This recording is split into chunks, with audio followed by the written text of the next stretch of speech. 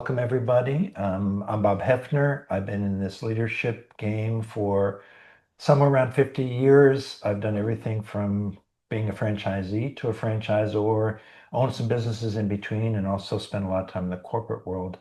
For the last 10 years plus, I've been back in the executive development, strategic planning, and coaching world. And I've started this community so that young, new, and fairly new franchisees can take advantage of each other. Yes, we're going to offer master classes and live video events and a whole bunch of print and video resources, but in the end, this community is going to be about you. And that's one of the most important things when we think about launching next week. Um, Today, I get to introduce a good friend. Carmen and I have been working together, not really working together. We've been just really good friends since we hooked up in a NPI networking group. I'm guessing around 2018, 19. Sounds about right, yeah. We started the same day, along with a couple of other good friends. And the networking group got together every week. So we did get to know each other. In fact, the beauty of that networking group, and oh, by the way, if you're not in them, this is what you're looking for. We became a great group of friends, got to know each other so well in the group, especially during COVID, that we were able to share a lot of business. So there's business going back and forth between realtors and cruise planners, and Raul, who is a home inspector, Linda, who is the fantastic realtor, Casey, who is an investment guy. And it's because we got to know each other so well. Mhm. So we were not saying, hey, I've got a really good travel agent. I was saying, hey, I have a really good friend, Carmen Palogruto, who happens to be a travel agent too. And then that's the kind of connections we made. But Carmen took a huge chance and bought, maybe he was a little bit crazy. He bought Yeah. a cruise planner franchise in the middle of COVID. And he was working in that business to some extent, and I'll let him talk about that. But he was processing a lot of refunds for the business that he was part of, and he was able to get the deal at a promo slash discount, and became a Cruise Planners franchisee. And boy, that was tough. And he worked a ton of jobs to get by and to protect his nest egg, and the rest is history. So I certainly like to recommend, but more importantly, introduce Carmen Palogruto, who is a star cruise planner franchisee. He made the millionaire club last year, if I have the term for it right, and he is actually qualified this year. Usually don't want to date Right. these Zoom calls, but we have just passed August 1st, and he's already surpassed last year. So that's fantastic stuff. Yeah. So, Carmen, why don't you just kind of give us a flavor of yourself, where you've been, what you're about, and then we'll kind of jump into some questions. And then, of course, if the listeners and viewers have some questions, just please put those in the chat box, and we'll get to them as they come in, or toward the end. We'll try to keep the flow going nice and smooth.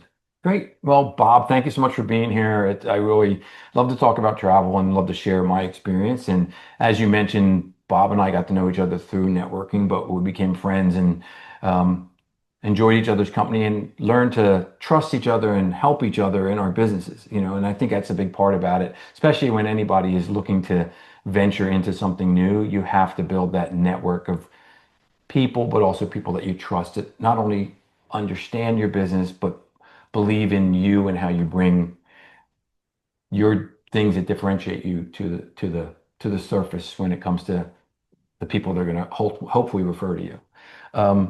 So yes, I've been with Cruise Planners now coming up on, let me think here, about 7.5 years.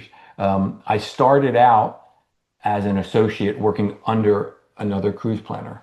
Um, so prior to that, my background, I had worked in travel in a few different areas in my career, mainly more in the marketing advertising side.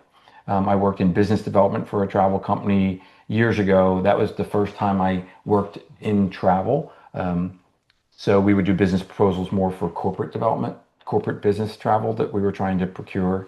And then in more recent times, when I moved to Florida, about almost a little over 19 years ago, I worked for the Automobile Association, managing their travel marketing department so that we could promote travel to our membership. That's where I really, really fell in love with that aspect of the products and learning what offerings were because I got to meet the travel suppliers in the cruise tour, river cruise industry, and then use my marketing creative side with the team of people that we had to develop the marketing campaigns. But in the process of that, I had an opportunity to go to a local retailer to work in marketing, and I wanted to do that and try something different. But I quickly started to miss the travel space. So that's when I kind of came back, used some of my contacts that I knew from the supplier relations side with the people I worked with in travel marketing. And that got me to where I was with meeting the franchisee that I met. We clicked and I worked under her for a few years with the understanding that I would eventually move into my own travel franchise ownership opportunity when it came up. So that's kind of what happened. But my love of travel goes way back. I was fortunate growing up that my family took vacations, whether it was to the Jersey Shore or to places like Colonial Williamsburg or the Pennsylvania Dutch country, not far from where I grew up in New Jersey. But then my first trip to Florida when I was 10, first time on a plane to Walt Disney World, like kind of was like, wow, what's this all about? And then springboard about 12 years later when I went to the World Scout Jamboree in Australia. And then it really opened my eyes to traveling internationally and saying, wow, this is like a really kind of cool thing. So I've always had this love for travel, been fortunate to have traveled around the United States a little bit prior to that or during those times.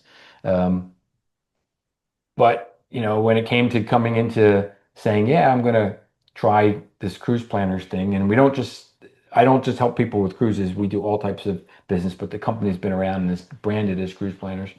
Um, I jumped into it full force. Even though I was working as an associate, I treated it like my own business. It was what I did full time because I needed to build a clientele and build a reputation and build my loyal base of people as I was learning for myself and for them too. Um, so that's kind of where it was. And I was doing really, really well as an associate. And then COVID hit. So, as you mentioned, COVID hit, but this was what I was doing. And that was when the pipeline of business that had come in basically went away because everybody canceled. And then the people that were supposed to travel, we were trying to untangle this crazy web. We all lived there, Yeah. with how to help people get refunds or get future credits. And nobody knew that it was going to last like it did. But I pride myself on the fact that I didn't go away and I helped my clients and they knew that. Personally, during that time, like Bob mentioned, I did other part-time jobs to stay focused on my business so that I didn't dip into or affect my nest egg because that was very important because that was a different track in my mind. I didn't want to bother that. So it was challenging, but we were at home. We weren't going on vacation. We weren't going to the movies. We weren't eating out as much and doing those things. So you were able to pare it down and focus. But during that time, my clients also knew I was there for them the whole time. So that never changed. And that helped, I think, tremendously.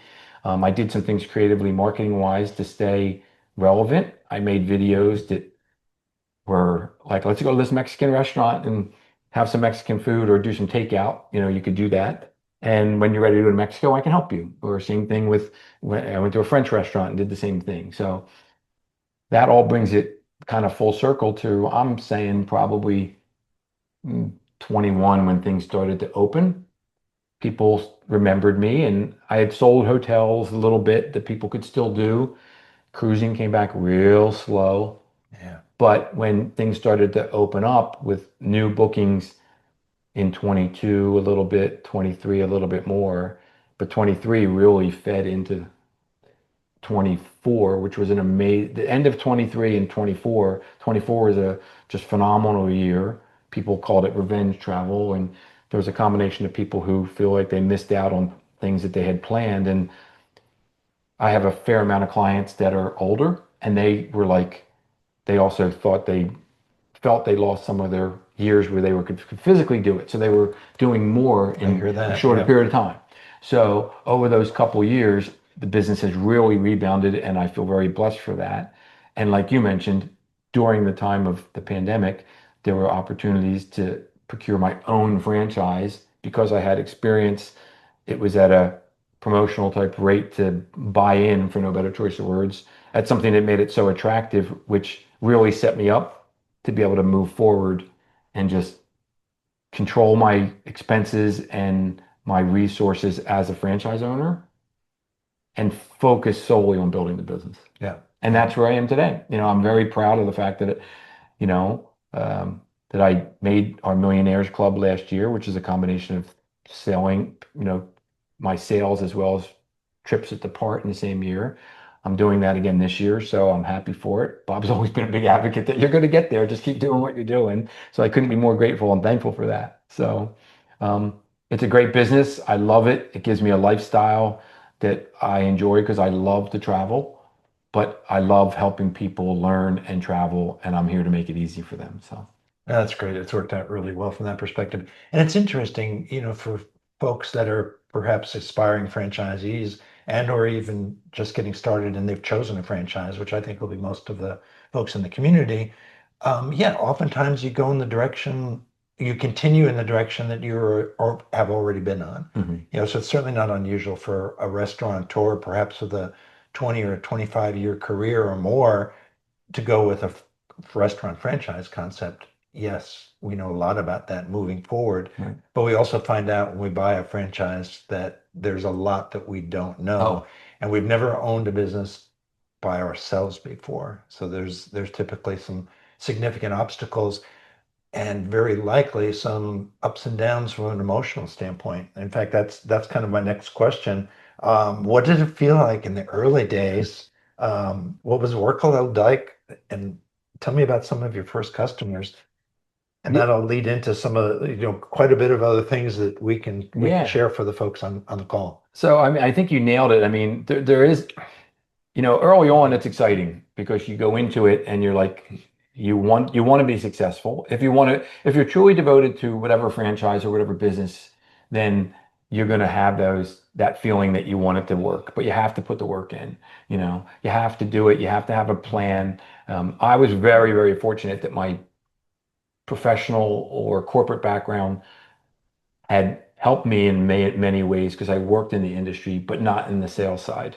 I was more from the marketing side, but I had a real huge amount of knowledge of the product, had met people, so I understood the relationships with the suppliers from a business relation standpoint. And I had traveled, so those things all I had in my pocket. A lot of people I know that come into, let's say, our space as a cruise planners franchise owner might be retirees or retired military or something of that nature, and they come in and they're all ready to go, but their learning curve is a little different because they have more of the other things that I had that they need to learn themselves. Um, but I always approached it, even as an associate, that it was my business. I was building a clientele because I wasn't being fed leads. I Mhm. wasn't being fed clients. Um, I mean, there might have been one or two instances where it's like, I'm really busy, can you help this person? But for the 99.9% majority of it, I was out meeting people, building business, building relationships so people would know me and hopefully trust me to use me or refer me. My first client was my next door neighbor. She just, needed a cruise and I helped her out, which Yep. was great. Um, and she still books with me, today, which is I love the fact of that because my competition was really, it's never other travel advisors or travel agents, or if somebody's working with a travel advisor, I think that's what I want them to do. And if it's not me, great. I mean, I want to work with them, but not, Sure. but people have relationships.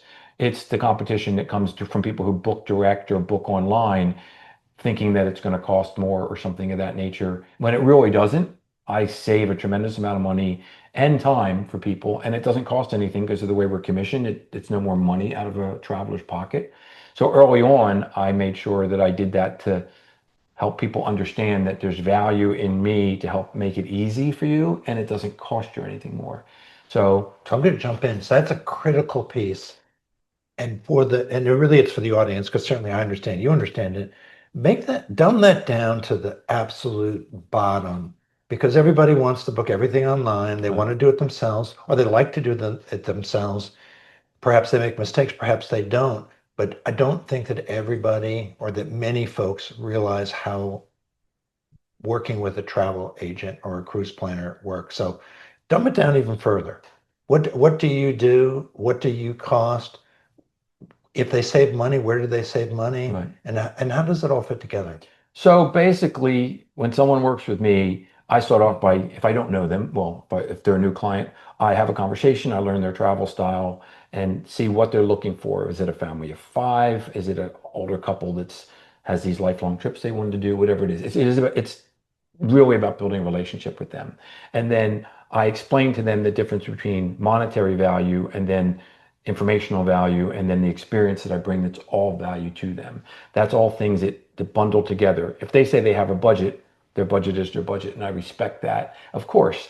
But at the same time, if it's an unrealistic budget, then I'm transparent to say to them, look, that's really not feasible. It doesn't, it doesn't make sense Within that dollar amount. within that dollar amount. And then if somebody books a cruise or a river cruise or a tour directly with a tour operator, they pay a certain amount of money. The commission is built into that, whether they're booking directly with that supplier or doing it online or working with me. The price doesn't change on that aspect. So those companies cannot fill their ships, they can't fill their hotel rooms, they can't fill their tour buses independently. They need the travel advisor community because they don't have the infrastructure and the amount of people they would need independently from a call center standpoint or a booking standpoint would outweigh them being able to do it. They wouldn't make any money. That's why they rely on essentially independent contractors and people like myself who are home based or travel advisors. Um, so that's where it comes with, like, I don't charge any fees because that's built into that commission. So Oh, that's they pay you? The company that the hotel or the Yeah, cruise the ship? tour operator, the cruise line will pay me. So if somebody pays a certain amount of money, that's built in, and that comes through my relationship with my home office, who gets paid and then it's paid back to me. Right. There's no exchange of money as a service fee. Now, there, I will be very transparent that some travel advisors in certain areas in certain states do that. In Florida, the rules are a little different. It also depends on the type of trip that it is too, because some trips are done independently where there's a lot of time that's put into the pieces, so the commissions aren't bundled together. But I don't work in that space right now. So if somebody calls me and they see a cruise that's $3,000 a person, they're going to pay that same price. But you asked a good question, how do they save even more money? Well, I'm always looking at the incentives or promotions or add-ons that bring additional value that come either from my relationship with cruise planners, because we have a lot of exclusive bundled rates, particularly with cruises, or add-ons that can be looked at, or through my association that Cruise Planners has with our consortium, which is Signature Travel Network. Because there's huge amounts of buying power and there's relationships and conversations they've had at those company levels to bring that to the page. And all that is done for the value of my clients. I'm always looking at everything, whether it's a resident rate, where the people in the military, are they first responders? Sometimes there's teachers incentives, all those things that some people don't even think about. I'm always looking at that.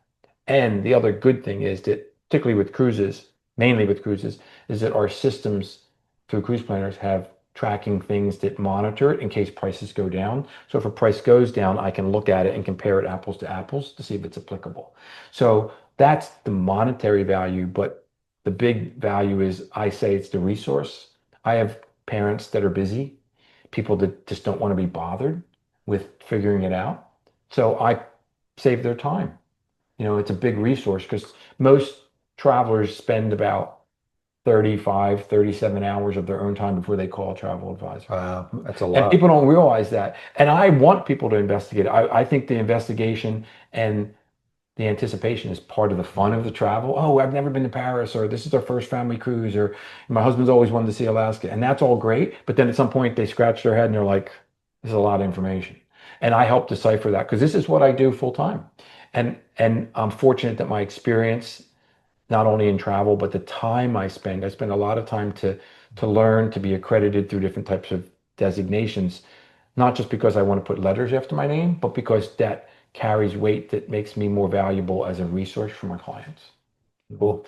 But in the beginning, it was so much, it was just work to build that. And I have to admit, I would probably book stuff that wasn't the most optimal thing from a financial return, but I wanted to get my name out there. I wanted to build that trust. And that even happened. That's what I think is the silver lining of the pandemic was for a while there, we couldn't go anywhere. And people were like, we're going to go visit my aunt and they could stay at a hotel. I'm like, well, I'll book your hotel. Even though it might not give me much revenue, but I was like, let me take care of that for you. And then they could learn how I worked and build that trust as an advisor. And that has come back to help me tremendously later on down the line. Yeah, yeah. The it's really interesting because some of the subtleties aren't things that people think about. And of course they can find out an awful lot on the internet nowadays and use AI, Right. ChatGPT and learn a lot of things too. But when you and I have talked about cruises and stuff that I've gone on, we talk about which cabins do you want, and it's not like which number, it's do you want to be on the port or do you want to be on the starboard? Right. And do you want a window and or are you guys seasick prone? Because if you are, you should be amidships. Um, Hmm. there's a lot of nuances, and you can take an opportunity, at least it's been my experience working with a travel agent, because for years I didn't. You can use those nuances and what you learn about them to create a little bit better experience, a little bit Hmm. better experience, a little bit better experience, because there's a lot in cruise planners, but also Carmen he's really not ever home. He's traveling the world. I'm Um, home a little bit. No, I mean, I'm but home, but he but also brings a lot to the table in terms of places he's been, right. and there's even just that much more value there. But I'm always available even when I'm traveling. Absolutely. But the other good point about that, you talk about like midship if you think you're prone to seasickness or something like that. What I like to tell people, and this is where the relationship and getting to know my clients comes in, because, like, for example, if I have a family of five, parents and three kids, that dynamic is very different than a family of four, because there's people don't understand that not every, let's say in the cruise space, not every cabin that holds two can hold three. Not every cabin that holds three can hold four. Five is a totally different thing. So if they need two cabins side by side and they want a connecting door, not every room has connecting doors. Yeah. So if you're looking at spring break week, or let's say the husband or the wife works and they only have a certain time frame that they can Weekend go, class. or right, that's why I tell the people, it's particularly in those scenarios, you have to plan further in advance because that gives you the opportunity to get what you want. And I still think planning ahead and further in advance gives you the best value, not only financially, but it gives you the best value to get what you need. And it gives you that peace of mind knowing. Because I'll have clients that'll come up that might be that family of five and they'll want to do spring break and they're calling me 4 months out and we can't find something. Or if we do, it's extremely high priced because everybody is booked 12 months out, Yeah. even, in regular space. And that applies to other things too. Like, and if there's a certain destination, like if you want to go and see the fall colors in New England in October, It's 2 or 3 weeks. and it books. If Yep. you want to go to Christmas markets on a river cruise, there's only like 6 or 7 weeks. If you want to do a Norwegian fjords cruise, there's like a certain window. It's not available all the time. I can help people get to Portugal and the Douro Valley all year round, but they may not want to be there in the summer when it's really, really hot. If they're from an area where it's chilly and they don't care, that's fine. But other people may want to go April, May, September through November when there's prime weather, and that's the ones that are higher priced and sell out. So people don't always know that. The internet doesn't tell you that. You can go online and look at it, and they may not say that this stateroom is, in a location that is prone to noise or whatever. I mean, there's so many factors that come in, and it's also understanding the value of a destination. I'm very creative with helping people say, well, if you're going to go into Amsterdam for this trip, you could do this, or you could go into Brussels and spend 2 days and take a train that's very easy if that's something they really want to do. I mean, I love having those conversations with people and That's helping them. neat. That's neat. And it's great stuff. So I'm going to backtrack now, and especially for the audience, want to hear about what it's like to build a business, Hmm. and quite frankly, even the emotional side of it. Okay. And Yeah, of course, absolutely. COVID was a particular challenge. So you've weathered a bigger storm Right. than I hope we ever see Yeah, in I our hope. lifetime. But what were the early days like? You mentioned kind of a transition that occurred at one point in terms of how you, who you talked to and Right, what kind of customers you had. But what was it like to get into your own business for the first time? Because even though you and I both did the corporate world for a lot of right, years, all of a sudden it's our money, right, and we're waiting for someone to sign up and in right, your case, spend the money, and Carmen doesn't get paid until the trip right, departs. right. So if he signs up someone for 50,000, $100,000 worth of business, but that's going to be a nice commission. But In a he doesn't year, get it until right, they leave right, on the trip. right. So there's a lot of good stuff there. So I'll try and break it down. I mean, when I stepped into the idea of starting my own business, actually, a good friend of mine said to me, she was like, "Well, what's the worst that could happen?" And I'm like, I mean, you don't know. And like, if we had known COVID was going to happen, would I have still done it? Probably. I mean, but not the way it is. So you have to prepare yourself knowing that it's not going to be just smooth sailing because it's not. And I don't mean that Smooth it's not sailing. it's smooth sailing. Well, yeah, I didn't do that on purpose, but the thing is, you have to be resourceful and know that you have the forethought to know that stuff's going to happen and then you're going to figure it out. Because there's going to be stuff that you don't expect in my particular case, like a COVID. But I think from an emotional standpoint, the biggest thing is that mental capacity because I had never worked in the supplier in the sales aspect, and nope, I had never worked in the sales aspect before. So that roller coaster ride of really good booking days, days when you don't get anything, and you have to figure out that maybe I do a little bit of marketing that day. That was always a challenge to me because it's great when a commission comes in or you've had a really great sales day, but then you get these lows that aren't always easy to deal with because it's not like going into a job where you just are doing tasks, let's say in a corporate job. I Yeah. mean, not to minimize corporate work, but so when you surround yourself with really great people, somebody like Bob who can bounce something on, I'm just having a rough day, or family, spouses, loved ones, but and other colleagues that might work in your environment. Like we have a really good network of people that are fellow cruise planners, so we can like, have you ever felt like this? And they're like, yeah, just keep doing what you're doing. And that's something people used to say to me all the time. I had a real good friend of mine. She would be like, just keep doing what you're doing. And it is, if you've put the plan in place. So from an emotional standpoint, that mental tenacity is important, you know. Um, and starting out, you have to approach it. If it's what you're doing full time, you have to treat it like a full time business. I mean, I made sure I was in my office by 8:30 every day. So if I was going to do a workout or something in the morning that was not work related, I still went into my office. It didn't get you can't keep it loosey goosey because if not, then it becomes noon and it becomes 5 o'clock and your day goes away. That can happen really fast if it's not focused on work. And in the beginning, my best advice is to break it down to how are you going to find clients? How are you going to work those clients to change them from potential clients to booked clients? And then you simultaneously have to maintain that. So there's those aspects of your client base.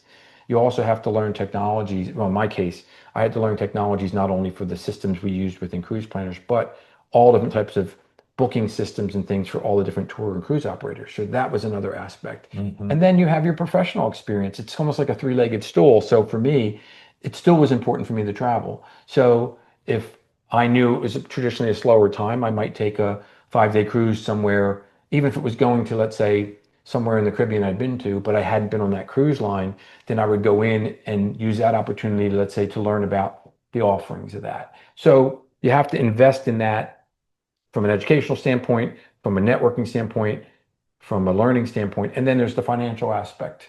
Because if you don't have a good financial plan to figure out how you're going to get through that 18, 24 months where you potentially start seeing some revenue, then it's not going to work.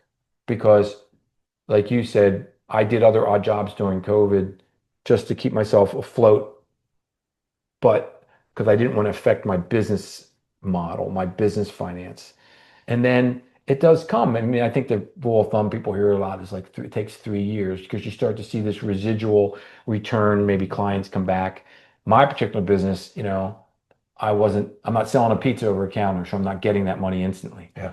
I could book somebody today that's going to go on a trip in 3 months, in 6 months, or a year, and I don't get paid till after that happens. So I have to look at that and my personal expenses and my business expenses and say, how am I going to go through the ebbs and tides? And sometimes it's really great, and that just gets put in the coffer for later. Um, but the biggest thing on the front end was, like I said, putting that mental hat on, saying this is my business, even though at that time I was working on somebody, and I jumped into networking.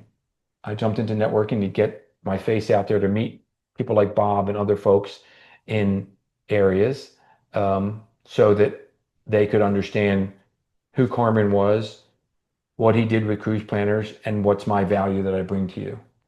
Why would I use you as a travel advisor? So that became my elevator speech, and I honed that really well and started to market and differentiate myself in there. And you get the first person that says, "Yeah, I want to do this," and you learn to ask the questions, and you say, "Oh, well, you said you had a friend that wants to go. Let me help them." But you have to treat it like your own business, even if you're working with somebody. I mean, and you have to understand that you have value in your business, whether you're, again, selling a pizza or designing somebody's interior living room and doing that, managing their portfolio of finances, or selling them a trip. But I don't sell people trips. I'm just a conduit to helping them plan and create these ideas in their head that are experiences. Because people come back 99%, most they hardly ever talk about, oh, I spent this money. They talk about the great stuff that happened. They shared it. We saw this thing. And that's where the real satisfaction comes. But that's helping them understand that too. That's interesting. One of the things that I talk about a lot is how the biggest challenge in opening a new business, in my experience, and doing it multiple times, is the sales piece. Hmm. Because especially in the corporate world, we're used to people coming to us, and that's all handled from the outside. And when I was a senior executive, yeah, a lot of people were knocking on my door, but they were trying to sell me things Hmm. typically. And when you leave for that first time, and I remember being part of a resource associates class back in 2001 when I first got into the executive development business. I think there were 15 or 16 folks in the quick start that I went to, and most, if not all, were terrified because for the first time in their career, many of these folks were retired, potentially even outplaced executives starting a business for the first time. They never had to sell before. Yeah. And so that's you know what, sometimes it's not scary enough.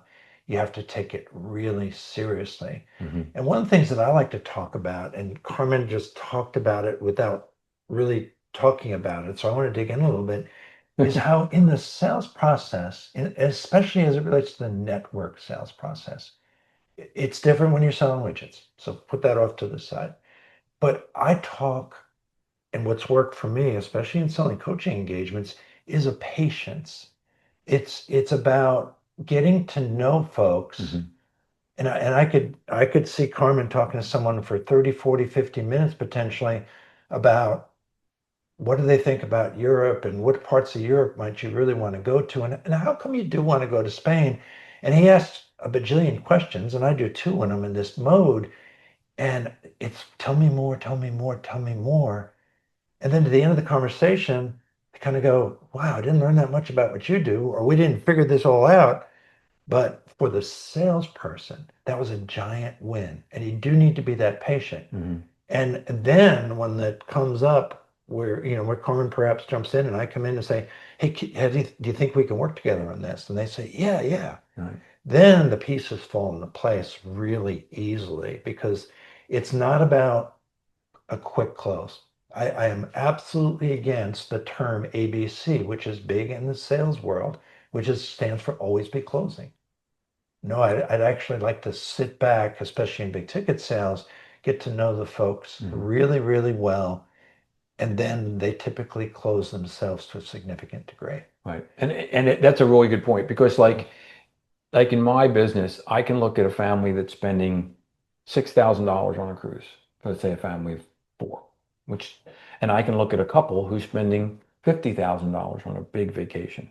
Two completely different dynamics from a financial standpoint, but that family of four may have saved 3 years for that $6,000. and that couple may have had a really good day on the market. I don't know, whatever the case is. I treat both of them with the same type of respect and responsibility because of what it means to those clients. And I think that's the point, is that the relationship and the trust are there so that I understand what that means to them. And I tell them that I'm trying to be the best steward for their time and their resources. And like, that's, people always think money first, but if it's the only 2 weeks they get off, or it's the last time that they're going to have this trip before their son goes, let's say, to the military, or they've had a lot of trouble finding somebody to watch their dogs, they're resources, they're things they have to do. So that's why they build that trust. And when I'm sitting there asking those questions, that helps me tremendously. And the the germination of that, the time, the patience you talk about is huge, because sometimes those people will come back and say, oh, you know what? We decided we really can't do it. And I'm like, okay, well, I'm here when you're ready. And then they call me a year later when they're ready. And I haven't, I may have reached out, or they may have gotten an email or two from me. But the thing is, it's like I don't hound them, because they know what I bring to the table based upon our conversations. And when they see the quotes or the information, I'm very detailed oriented, because I want them to have it in a layman's terms so they understand it. And I always close conversations with, if you have any questions, I'm here to answer them, because I want them to know that I'm a resource for them. And again, sometimes it takes a little longer, but that's okay, because not everybody, it builds trust. It's like dating. Some people date and they know in 2 months if they want to be with that person, and some people take forever. And it's like I'm perpetually dating clients to get to know them. And at some point, they're going to say, I do, to what you propose in a trip. But ultimately, it's going to be what they need. It's always about them. It's always about what they need. Yeah, yeah, and I think that's just a key in sales. And if you're in that transactional business, you're in that restaurant situation, so many of the things we're talking about are still valuable in terms of getting to know your customers. Carmen's mentioned a couple times the word differentiation, which to me is so important because it's about standing out in your marketplace. Right. And you do have to talk constantly, or think about and examine almost for yourself, how am I a differentiator? And from that perspective, Have a good lead in for that. yeah, It'll I know where we can bet. go. From that perspective, one of the things that Carmen and I talked about as he journeyed and I journeyed during this period of time was, who's your customer, Mhm. or who's your target customer? Because in the beginning, you're very happy to take all the customers you can get, Right. but who is your target customer strategically? Right. What's your marketplace, and who do you want to ultimately hang your hat on? Right. And you've made, you do have folks at both ends of the spectrum, Mm. but you've made a Oh transition to yeah. being a little bit more luxury oriented. Um, Talk about this, the thought process behind that, and then ultimately strategy, and how it's worked out to Right. date. Yeah, and before I jump into that, I just want to mention, from the transactional standpoint, it's easy to think, like in my business, about that on the front end when you're just starting, because you want to be there and you want to sell anything to everybody. And that's okay, because I always take any situation as a learning experience. So you're going to learn, let's say, about a product line you didn't do, or maybe you're going to learn about a customer and they're going to say, well, we're taking my parents who just retired. And then you're like, oh, they might be a good client to get to know, Mhm. whatever. But a lot of transactional, in my opinion, in recent times, when I talked about my competition being like really the internet, that's transactional stuff that's sometimes easier and better served online. If somebody's totally focused on the money and they have a group of people, sometimes I might say, look, this is easier for you to do that than having me as your middleman. Mhm. So that's where the transactional side is. But the transition, or building that client base that was much more luxury or higher end, or had different return on the type of trips, was a conscious thing I did probably about, I mean, I just started thinking about it probably more, maybe 5 or 6 years ago. And it was more like a dream card that said, sell more river cruises, focus on less transactions, but a higher return, because I still want to make a living, but I'm Did you trying. ever write that down? I did. I did. And it's still hanging in my office from that date. And one of them And I know it was before I got my franchise, said become a franchisee. So I'm like, okay, check, you know. Cool. But the thing is, because without sounding too crazy, I do believe in a little bit of manifestation, but I mean, you have to put it out there. And it didn't just happen overnight because, like, personally for me, I love river cruising. I think river cruising is a fantastic way to travel. And I made a conscious effort to learn more about it, to put myself in situations to be on a river cruise because I'd never been on one up until, I mean, my first river cruise was in December of 2019, right before the pandemic hit. It was a great experience. It was over New Year's, and it was fantastic. And since then, I've been on like seven. I've been to the World River Cruise Conference twice in Europe. So I've taken the time to invest time and money to learn, but I've also now have a lot of people who call on me because of the river cruise experience. I've done marketing from a video standpoint to help people educate and learn from that. That's gotten me traction, and people have reached out to me who that's how I've gotten some clients. And that's probably my biggest marketing source right now. But you start to focus on that and you talk it. So when you talk it, people start to feel your credibility. And it's not like you don't have it. It's because as you put yourself in those scenarios, like going on a seaborne cruise like we did last December and experiencing those things and going on higher end trips and spending that money, because that's really a business investment for me to learn, to educate, and to become aware so that when somebody calls me and says, have you done this trip from Singapore to Hong Kong? I go, oh, yeah, absolutely. Let me explain how it works. And, or to explain the different higher end cruise lines, or even something like the 3 day train trip from near Vancouver to Jasper, which everyone wants to do, but sometimes people look at the price and go, oh, that's a little more than I thought, but it's a higher end experience.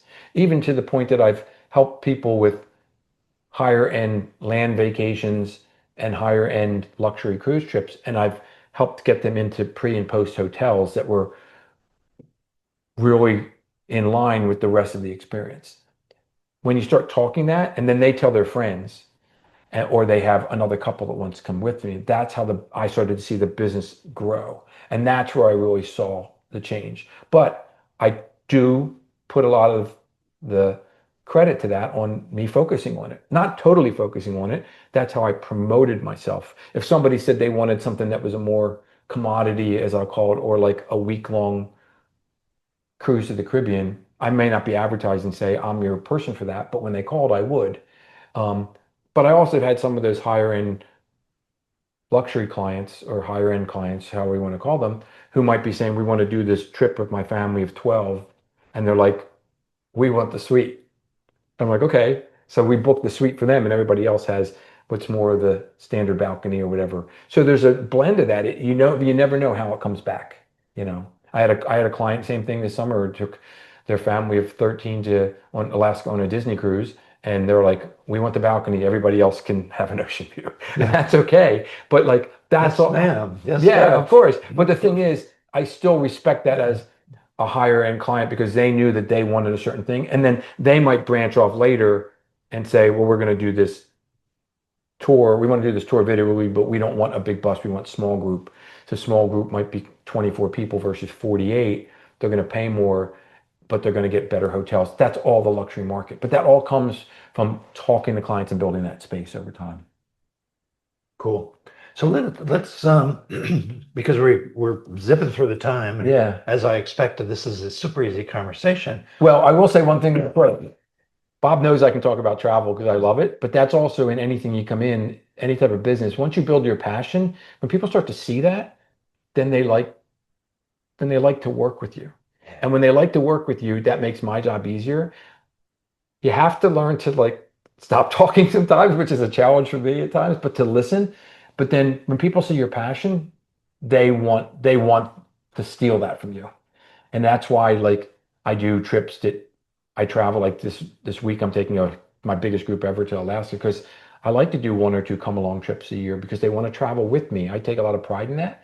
Even though I'm not sitting at every meal with them, a lot of times I am, or we're doing activities, but they know I'm there, but we're sharing that experience. It's all about the travel experience for sure. Cool. Yeah. So I'm going to do a 180, not a 360. Okay. Want to hear about the franchise, or I want to hear about, Okay. Sure. you buy a franchise because you want a brand typically, and you want a system.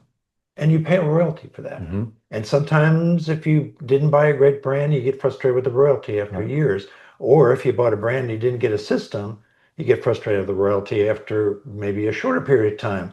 But the bottom line is you buy a franchise, as almost everybody knows, for the brand and the system, the support they give you. Right.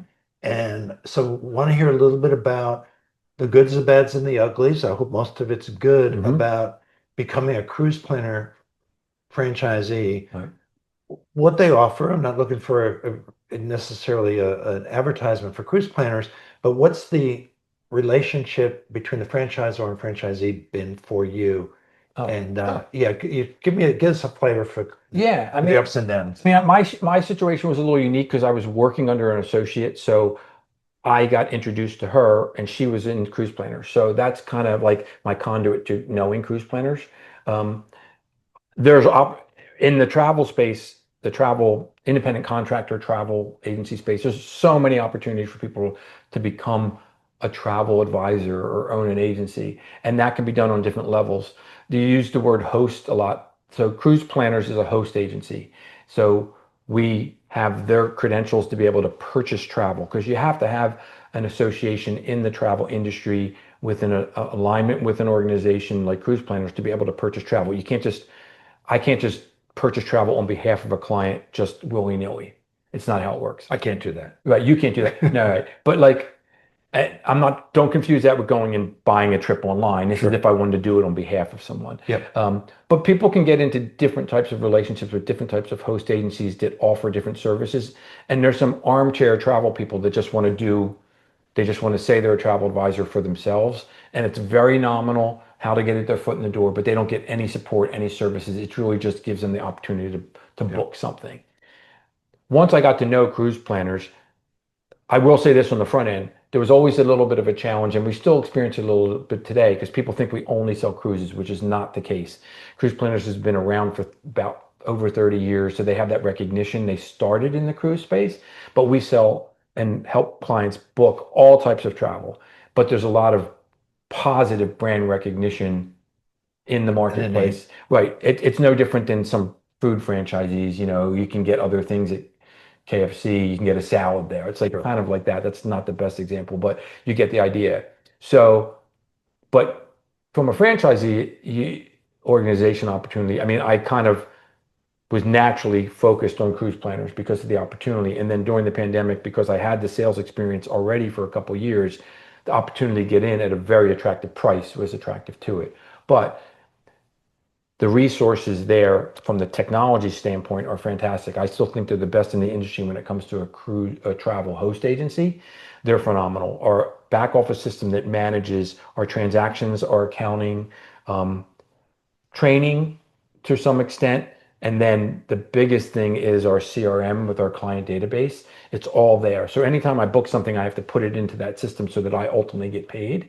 Um, and once you learn that, it's easy. And then we have an adjunct area where we can go and basically type any question, excuse me, that will be a question about how do I do this and how do I not.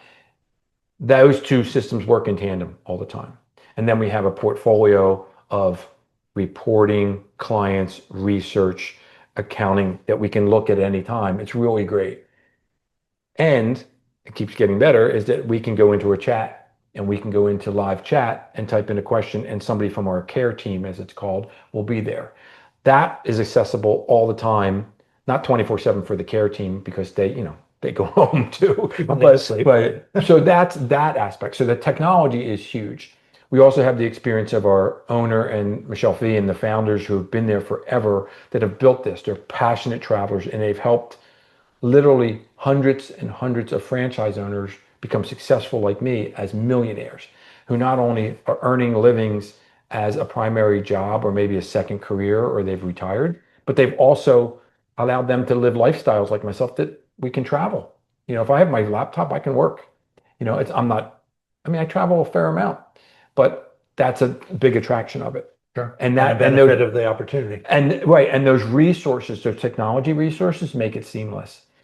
The other thing is that we get support in a lot of ways. So we have events all the time that are training events.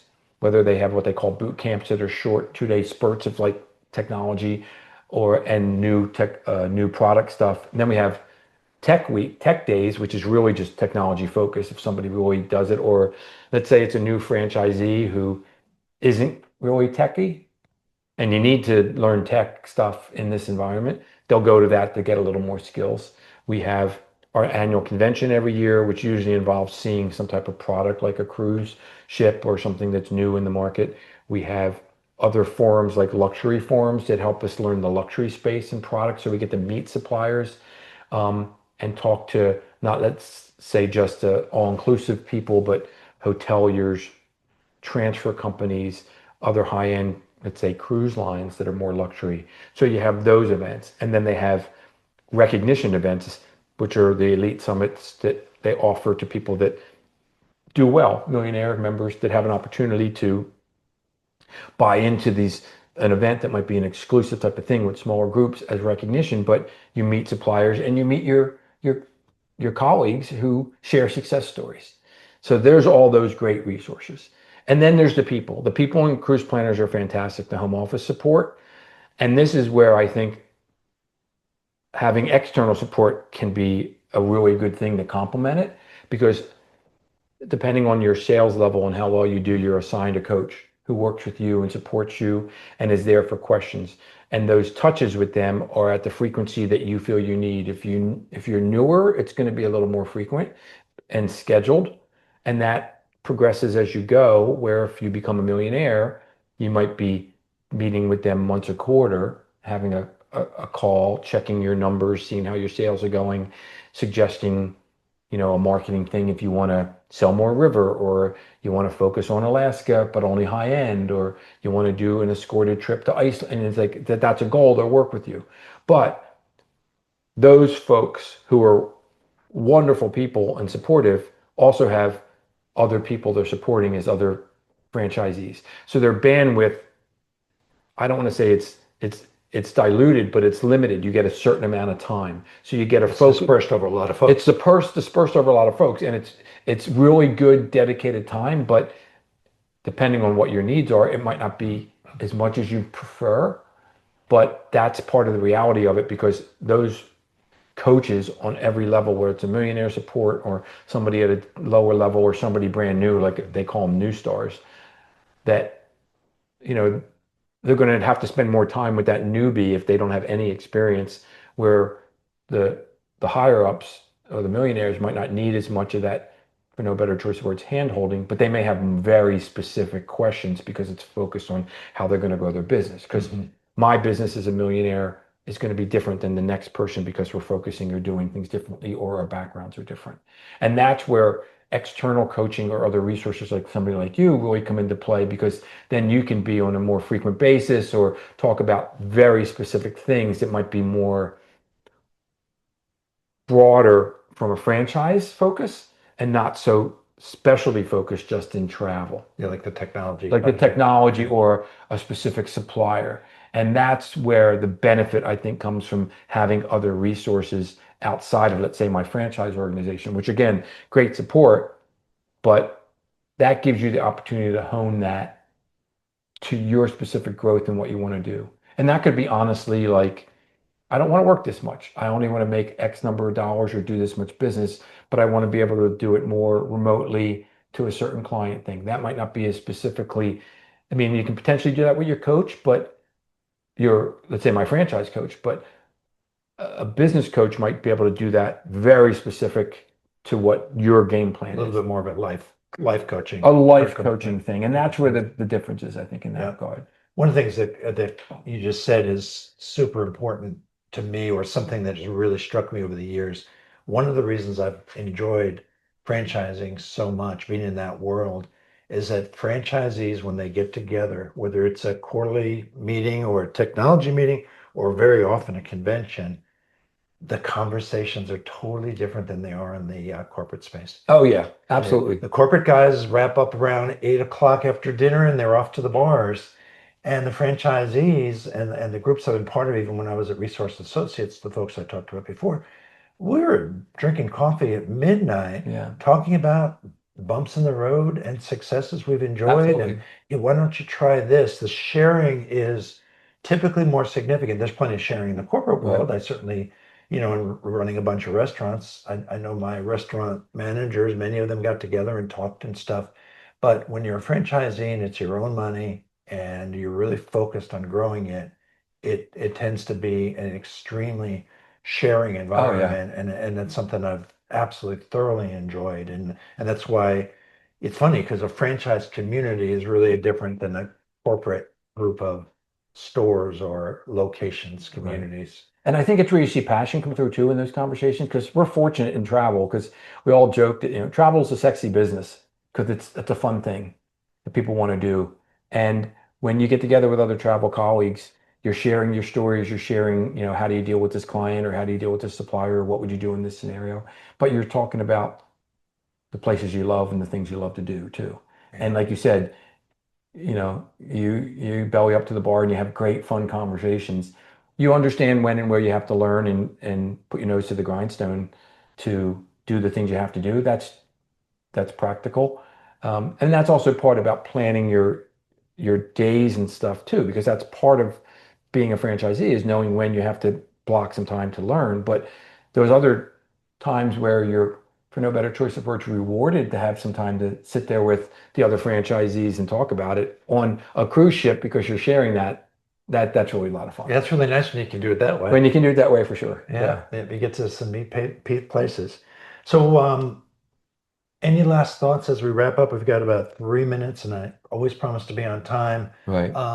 Messages for, this will likely make its way to brand new and probably first and second, third year franchisees. Right. Short piece of advice or focus for them. Um, just believe in what you're doing and trust yourself that even if you don't know the answer immediately, that you have the resources to figure it out. That's what I tell people all the time. Um, and it might come from something you do in yourself, research-wise, or you might reach out to somebody like Bob and you find that answer. And in my case, I reinforce my clients and always tell them I will get back to you and make sure you do respond back and be transparent.